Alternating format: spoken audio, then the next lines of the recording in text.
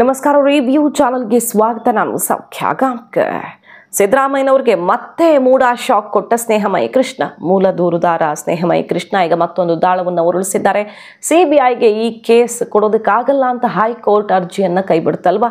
ಆದರೆ ಇದರ ಬೆನ್ನಲ್ಲೇ ಮತ್ತೊಂದು ಬಿಗ್ ಸ್ಟೆಪ್ ಅನ್ನು ಇಡ್ತಾ ಇರೋದು ಏನದು? ಹಾಗಾದರೆ ಮತ್ತೆ ಸಂಕಷ್ಟ ಫಿಕ್ಸ್ ಸಿದ್ದರಾಮಯ್ಯನವ್ರಿಗೆ? ಮಾಹಿತಿ ಮುಂದೆ ಇಡ್ತಾ ಹೋಗ್ತೀವಿ. ಮಿಸ್ ಮಾಡದೆ ನಮ್ಮ ಚಾನಲ್ನ ಸಬ್ಸ್ಕ್ರೈಬ್ ಮಾಡಿ ನಿಮ್ಮ ಅಭಿಪ್ರಾಯ ಕಮೆಂಟ್ ಮಾಡಿ ತಿಳಿಸಿ. ಎಸ್ ವೀಕ್ಷಕರೇ, ಮೂಡ ಕೇಸ್ನಲ್ಲಿ ಎಷ್ಟೇ ಪ್ರಯತ್ನ ಪಟ್ಟರೂ ಕೂಡ ಉರುಳು ಅಷ್ಟು ಸುಲಭವಾಗಿ ಬಿಟ್ಟು ಹೋಗ್ತಾ ಇಲ್ಲ, ಬಿಗಿಯಾಗುವಂತೆಯೇ ಕಾಣಿಸ್ತಾ ಇದೆ. ಈ ಕ್ಷಣಕ್ಕೆ ಏನೂ ಇಲ್ಲ ಅನ್ಸಿದ್ರು ಕೂಡ ಇಡಿ ಎನಿ ಟೈಮ್ ಸ್ಟೆಪ್ ತಗೊಳ್ಬಹುದು. ಯಾಕಂದ್ರೆ ಅಲ್ಲಿ ತನಕ ಹೋಗಿದ್ದಾಗಿದೆ. ಸಿ ಬಿ ಐಗೆ ಕೊಡೋದಕ್ಕಾಗಲ್ಲ, ಯಾಕಂದರೆ ಮೊದಲು ಲೋಕಾಯುಕ್ತಕ್ಕೆ ಕೇಳಿದ್ರಿ, ಈಗ ಮತ್ತೆ ತಕ್ಷಣ ಲೋಕಾಯುಕ್ತ ತನಿಖೆ ಶುರು ಆಗ್ತಿದ್ದಂಗೆ ಸಿ ಬಿ ಐ ಕೊಡಿ ಅಂತ ಅರ್ಜಿ ಹಾಕ್ಕೊಂಡ್ರಿ. ಹಾಗಾಗಿ ಲೋಕಾಯುಕ್ತದಲ್ಲಿ ನಡೀಲಿ ಅಂತ ಹೈಕೋರ್ಟ್ ಆದೇಶ ಕೊಡ್ತಲ್ವ. ಈಗ ಅದನ್ನು ಪ್ರಶ್ನಿಸಿ ಮೇಲ್ಮನವಿಯನ್ನು ಸಲ್ಲಿಸಿರೋದು ಸ್ನೇಹಮಯಿ ಕೃಷ್ಣ. ಹೈಕೋರ್ಟು ಕೆಳ ನ್ಯಾಯಾಲಯದ ವ್ಯಾಪ್ತಿ ಸಿ ಬಿ ಐ ಕೊಡುವಂಥದ್ದು ಇಲ್ಲವೇ ಇಲ್ಲ ಅನ್ನೋದನ್ನೇ ಅರ್ಥೈಸಿಕೊಳ್ಳುವಲ್ಲಿ ವಿಫಲವಾಗಿದೆ ತೀರ್ಪಲ್ಲಿ ಅನ್ನುವಂಥ ಲೈನನ್ನು ಇಟ್ಕೊಂಡು ಹೋರಾಟವನ್ನು ಶುರು ಮಾಡಿದ್ದಾರೆ ಮತ್ತೆ. ಸೊ ಸಿ ಬಿ ಐ ಸಂಕಷ್ಟ ಮುಗಿದಿಲ್ಲ. ಸಿ ಬಿ ಐಗೆ ಈ ಮೇಲ್ಮನವಿಯಲ್ಲಿ ಈ ಅರ್ಜಿ ವಿಚಾರಣೆ ಕೈಗೆತ್ತಿಕೊಂಡ್ರೆ ಮತ್ತೆ ಸಿ ಬಿ ಐಗೆ ಕೊಡುವಂಥ ದಟ್ಟ ಸಾಧ್ಯತೆಗಳಿರ್ತವೆ. ಸ್ನೇಹಮಯಿ ಕೃಷ್ಣ ಹೇಳ್ತಿರೋದಿಷ್ಟೇ, ಹೈಕೋರ್ಟ್ಗೆ ಕೊಡೋದಿದ್ದರೆ ಕೆಳ ನ್ಯಾಯಾಲಯ ಕೊಡ್ಬೋದಿತ್ತು, ಕೊಡೋದಕ್ಕೆ ಅವಕಾಶನೇ ಇಲ್ಲ. ಕೆಳ ನ್ಯಾಯಾಲಯದ ವ್ಯಾಪ್ತಿಯಲ್ಲಿ ಬರೋದು ಲೋಕಾಯುಕ್ತಕ್ಕೆ ಅವರು ವಹಿಸಿದ್ದಾರೆ. ಸೊ ನಾವು ಆ ನ್ಯಾಯಾಲಯದಲ್ಲಿ ಬೇರೆ ಏನೂ ಕೇಳೋದಕ್ಕೆ ಅವಕಾಶ ಇರಲಿಲ್ಲ. ಆರಂಭದಿಂದಾನು ಸ್ವತಂತ್ರ ತನಿಖಾ ಸಂಸ್ಥೆ ಸಿ ಬಿ ಐ ಅಥವಾ ಬೇರೆ ಯಾವುದಕ್ಕಾದರೂ ಒಪ್ಪಿಸಬೇಕು ಅಂತ ವಾದ ಮಾಡಿಕೊಂಡೇ ಬಂದಿದ್ದೀವಿ. ಆ ನ್ಯಾಯಾಲಯದ ವ್ಯಾಪ್ತಿಯಲ್ಲಿ ಏನು ಬರುತ್ತೋ ಅದಕ್ಕೂ ಕೊಟ್ಟಿದ್ದಾರೆ. ಸಿ ಬಿ ಐ ಕೊಡಬೇಕಂದ್ರೆ ಹೈಕೋರ್ಟ್ ಸಂವಿಧಾನದ ವಿಧಿ 22, ಸುಪ್ರೀಂ ಕೋರ್ಟ್ನಲ್ಲಿ ವಿಧಿ 32ರಡಿ ಮಾತ್ರ ಅವಕಾಶ ಇರೋದು. ಹಾಗಾಗಿ ನಾವು ಲೋಕಾಯುಕ್ತಕ್ಕೆ ಕೇಳಿದ್ವಿ, ಸಿ ಬಿ ಐಗೆ ಮತ್ತೆ ಈಗ ಕೇಳ್ತಿದ್ವಿ ಅನ್ನೋದಕ್ಕೆ ಅವಕಾಶ ಇಲ್ಲ. ಆ ಕೋರ್ಟಲ್ಲಿ ಅಷ್ಟೇ ವ್ಯಾಪ್ತಿ ಇರೋದು. ಹಾಗಾಗಿ ಆರಂಭದಿಂದಲೂ ನಾವು ಕೇಳ್ಕೊಳ್ತಾ ಇರೋ ರೀತಿಯಲ್ಲಿ ಸಿ ಬಿ ಐಗೆ ಈ ಕೇಸ್ ಹೋಗಲೇಬೇಕು. ಸಾಕ್ಷಿ ಮತ್ತೊಂದು ಅಂತ ಇಲ್ಲಿ ಯಾವುದು ಕೊರತೆ ಇಲ್ಲ.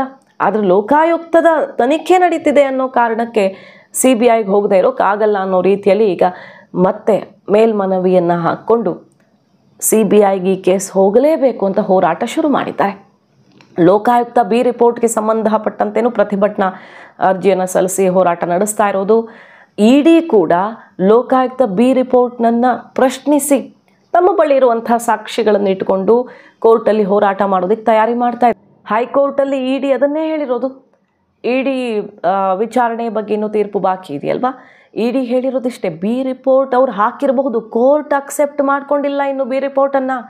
ನಾವು ಕೂಡ ಸಾಕ್ಷಿಗಳನ್ನು ಇಟ್ಟು ಆ ಬಿ ರಿಪೋರ್ಟನ್ನು ಪ್ರಶ್ನಿಸಿ ಅರ್ಜಿ ಹಾಕ್ತೀವಿ ಅಂತ ಇಡಿ ಒಂದು ಕಡೆ ಸೆಡ್ ಹೊಡೆದಿದ್ರೆ, ಈ ಕಡೆ ಸ್ನೇಹಮಯಿ ಕೃಷ್ಣ ಮೇಲ್ಮನವಿಯನ್ನು ಸಲ್ಲಿಸಿ ಇದು ಸಿ ಬಿ ಐಗೆ ಹೋಗಲೇಬೇಕು, ವ್ಯಾಪ್ತಿಯೇ ಇಲ್ಲದ ಕೋರ್ಟ್ ಹೆಂಗೆ ಕೊಡೋಕ್ಕೆ ಸಾಧ್ಯ ಅನ್ನುವಂಥ ಲೈನ್ ಮೇಲೆ ಈಗ ಹೋರಾಟವನ್ನು ಶುರು ಮಾಡ್ತಿದ್ದಾರೆ. ಸೊ ಸಂಕಷ್ಟ ಕಟ್ಟಿಟ್ಟ ಬುತ್ತಿ.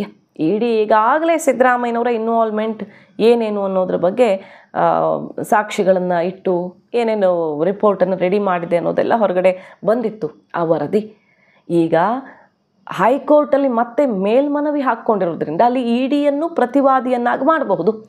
ಆರಂಭದಲ್ಲೂ ಓದಾಗ್ತಾ ಇತ್ತು, ಬಟ್ ಅಷ್ಟೊತ್ತಿಗೆ ತೀರ್ಪು ಬರೋ ತನಕ ಹೋಗ್ಬಿಡ್ತು. ಈಗ ಮೇಲ್ಮನವಿಯಲ್ಲಿ ಇಡಿಯನ್ನು ಪ್ರತಿವಾದಿಯನ್ನಾಗಿ ಮಾಡ್ತಾರೆ. ಇಡಿ ತನ್ನ ಬಳಿ ಇರುವಂಥ ಸ್ಫೋಟಕ ಸಾಕ್ಷಿಗಳನ್ನು, ದಾಖಲೆಗಳನ್ನು ಹೈಕೋರ್ಟ್ ಮುಂದೆ ಇಟ್ಟು ಇದು ಸಿ ಬಿ ಐಗೆ ಹೋಗೋದಕ್ಕೆ ಅರ್ಹ ಪ್ರಕರಣ ಅನ್ನೋದನ್ನು ಮನವರಿಕೆ ಮಾಡಿಕೊಡಬಹುದು. ಆ ಚಾನ್ಸು ಸಿಗುತ್ತೆ.